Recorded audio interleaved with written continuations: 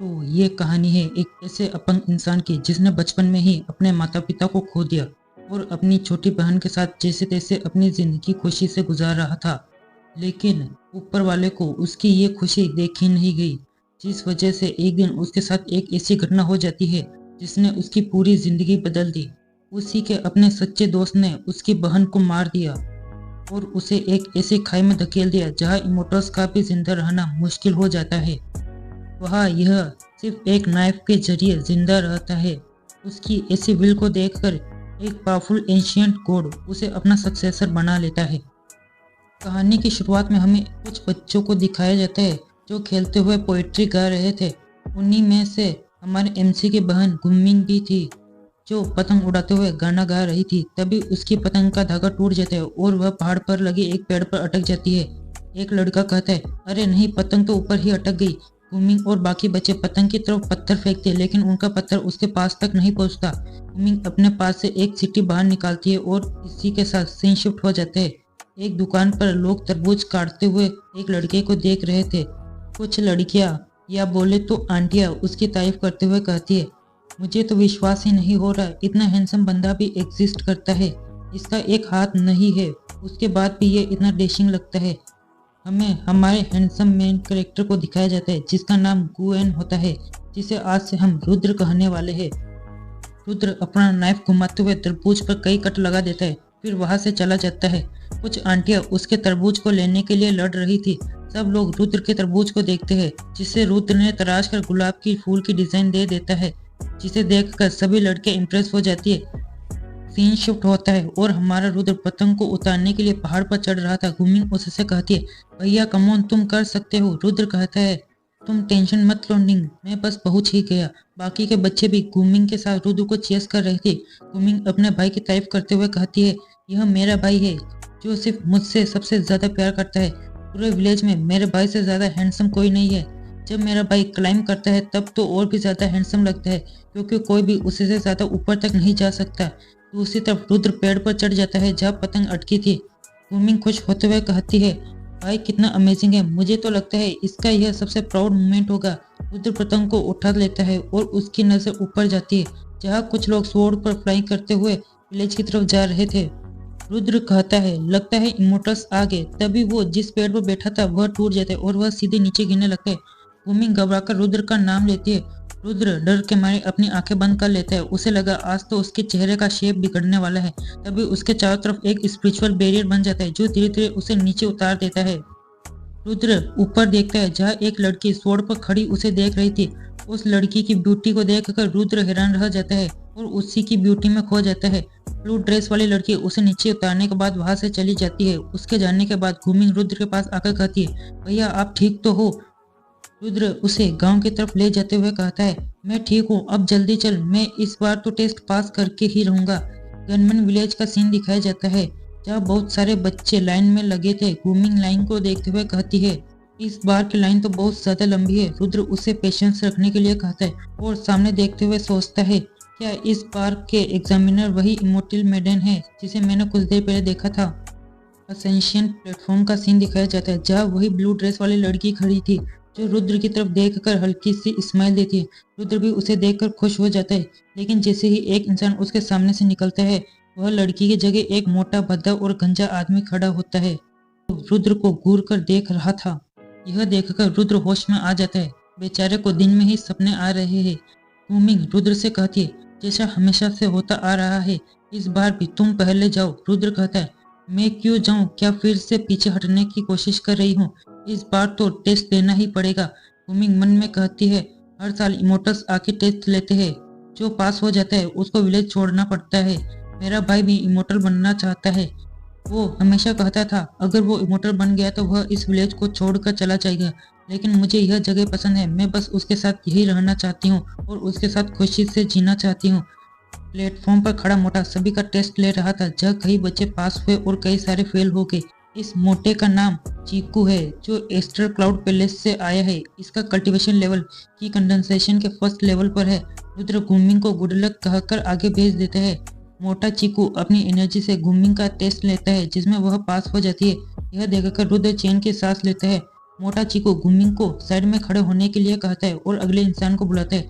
गुमिंग खुश होकर रुद्र के पास जाती है और दोनों हाई फाई करते हैं। रुद्र कहता है, मैंने कहा था ना तुम पास हो जाओगी। गुमिंग उससे कहती है, गुड लक भैया, हम दोनों साथ में इमोर्टल बनेंगे।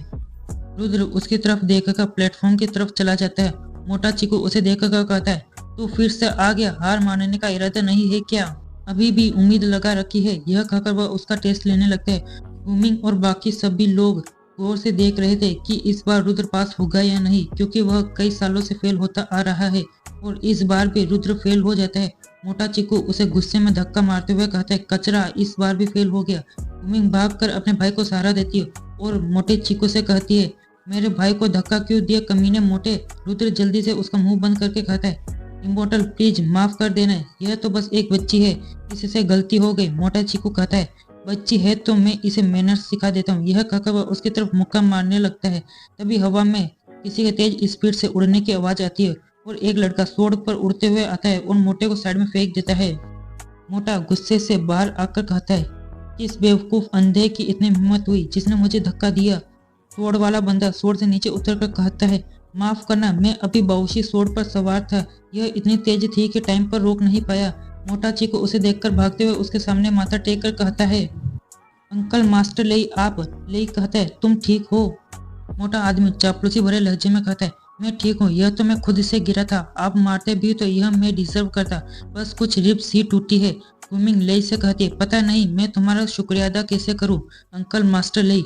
रुद्र उस बंदे का चेहरा गौर से देखते हुए कहता है, लेई तुम तो, तभी उसे एक नाम याद आता है, जुआंग जुआंग, तो ये तुम हो? मोटा चीकू उसे डांटते हुए कहता है, अपनी जबान संभाल कर बोलो, यह हमारे सेक्ट मास्टर के डायरेक्ट डिसेबल है, फाउंडेशन एस्टेब्लिशमेंट के सेकंड लेवल के कल्टीवेटर और परफेक्टेड थंडर एम्परर।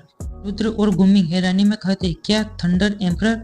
लेई चीकू को पीछे फेंक कर रुद्र के पास आ जाता है और कहता है, काफी दिनों बाद मिले। दोस्तों, वीडियो आगे बढ़ाने से पहले मैं एक बात बताना चाहता हूँ, अगर आपको बैकग्राउंड में कुत्तों के भौंकनों की आवाज आई तो उसे इग्नोर मारना, इन कुत्तों को तो आधी रात को भी चैन नहीं है। हमें रुद्र और लेई के बचपन का सीन दिखाया जाता है, जहाँ दोनों एक एक नाइफ लेकर आमने सामने खड़े थे और एक दूसरे को घूर रहे थे। गुमिंग एक साथ 2 तरबूज हवा में फेंकती है, दोनों एक साथ ऊपर जाकर अपने अपने तरबूज के कई टुकड़े कर देते हैं।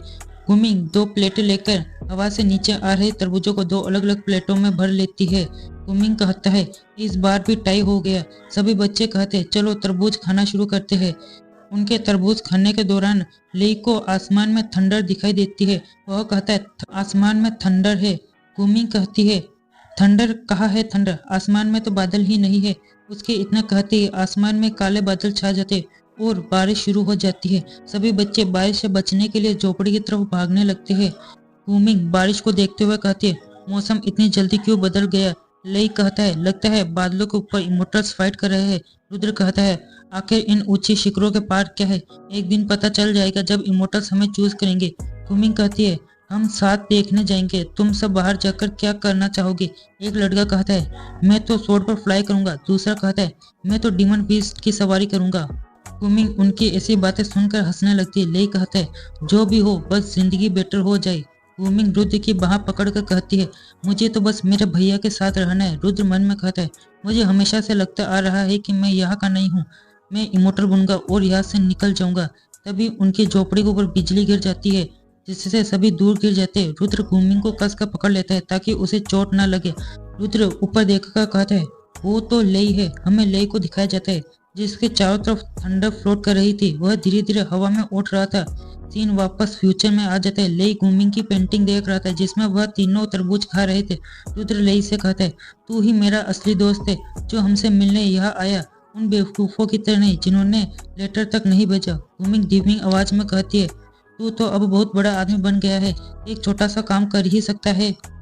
रुद्र तरबूज काट कर मेज पर रख देता है और एक तरबूज लेई को देखते हुए वो कहता है, लेई रुद्र से कहता है, मैं सीधे बोलता हूँ, तुम्हारे मेरिडियंस इनकम्प्लीट है, तू कभी इमोर्टिलिटी के रास्ते पर नहीं चल सकता, मैं भी तेरा कुछ नहीं कर सकता।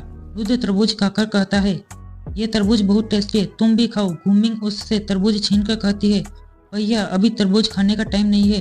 रुद्र अपने पेरेंट्स के मेमोरियल टेबलेट के सामने अगरबत्ती जलाकर कहता है, मैं अपना पाथ खुद बनाऊंगा, तुम दोनों मेरी टेंशन मत लो। तभी पूरे विलेज में इमोर्टल्स की आवाज गूंजती है, अटेंशन, गमन विलेज में जो भी बच्चे इमोटल्स द्वारा चूज किए गए हैं वे सभी स्क्वायर में आ जाओ, इमोटल्स को वेट मत कराओ। लेई कहता है रुद्र समय हो गया है, हमें जाना होगा। रुद्र गुमिंग से कहता है मुझे पहले तुम्हारी टेंशन थी बट अब लेई तुम्हारे साथ है। गुमिंग अगरबत्ती जलाकर कहती है मैं अक्सर तुमसे मिलने आती रहूंगी। रुद्र उसे मना करते हुए कहता है नहीं, तुम्हें आने की जरूरत नहीं है। तुम सेक्ट में ज्वाइन होने के बाद अपनी कल्टीवेशन पर ध्यान देना, सेक्ट मास्टर का फेवर जीतना।